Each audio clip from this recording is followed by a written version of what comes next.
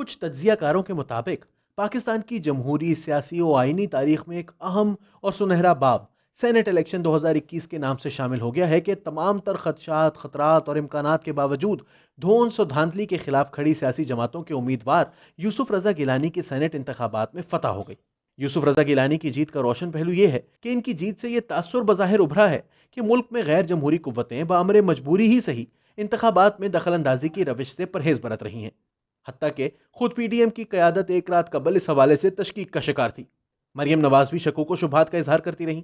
और तो और जरदारी साहब ने तो आज भी सहाफी के सवाल पर कहा कि एस्टेब्लिशमेंट अपना खेल कब नहीं खेलती। फिर बिलावल का बयान कि अगर इनके एलानिया वोटों से एक वोट भी ऊपर मिला तो वो इसे अपनी जीत समझेंगे।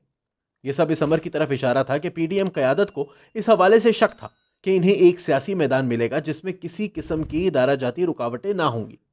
बहरकैफ इलेक्शन हुआ। इलेक्शन के हंगाम मालूम पड़ा कि वज़रा को भी सेनेट के इलेक्शन में वोट डालने की ट्रेनिंग हासिल नहीं। और तो और अब वजीर आजम पर भी वोट जाया करने का इल्जाम लग रहा है, अलबत्ता इसकी तस्दीक नहीं की जा सकी। इलेक्शन के नताइज बहुत दिलचस्प रहे। IMF ब्रांडेड हफीज शेख बाहर हुए हैं तो यूसुफ रजा गिलानी की फतह हुई है।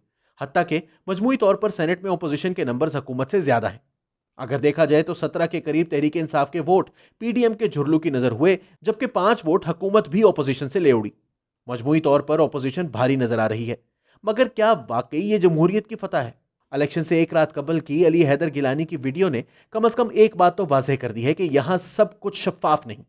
एक और ऑडियो कॉल की रिकॉर्डिंग भी मंजर आम पर आई, जिसमें सिंध के एक सीनियर वजीर नासिर हुसैन शाह मुबैना तौर पर कुछ रकम की लेन देन की बात कर रहे हैं।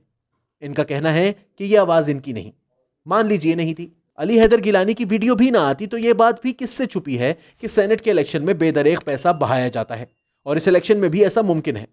इलेक्शन कमीशन को हर सूरत इसका तदारुक सख्ती से करना चाहिए, क्योंकि सेनेट हाउस ऑफ फेडरेशन है, यह हाउस ऑफ एटीएम्स नहीं बनना चाहिए।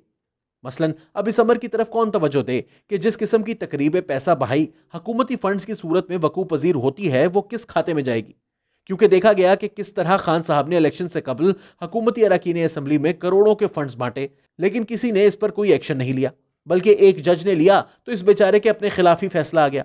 आजकल एक और केस में अपनी वकालत खुद करता फिर रहा है। यहां के हालात ही ऐसे हैं, और अब भी लग यूं ही रहा है कि बहुत ज्यादा खर्चे के बावजूद नताइज हुकूमती कैंप के लिए डरावने ख्वाब से कम नहीं।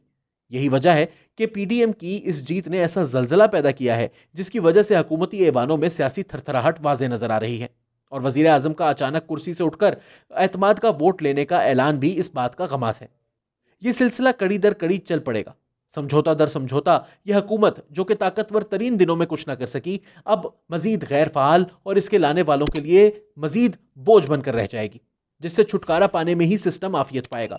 और शायद यही इस मुल्क की जमहूरी सुबह 9 की पहली किरण भी हो। क्योंकि अभी इस पेशरफ्त की हैसियत सिर्फ इतनी ही है, निजाम में गैर जमहूरी रुझानात को ठूंसने की कोशिश को फिल वक्त धचका लगा है, लेकिन यह एक ऐसे जमहूरी दौर की दागबेल डाल सकता है जो सुबह 9 की तरह आवाम का ख्वाब हो। मगर यह ना भूला जाए कि इस ख्वाब की ताबीर अभी नजरों से कोसों दूर है, और यूं भी जो पैसा चलाते हैं वो अपना मफाद देखते हैं, अवाम का नहीं। इसके लिए अवाम को खुद जागना होगा और चौकन्ना रहना होगा, ताकि मुस्तकबिल में कोई इनके हक पर डाका ना डाल सके।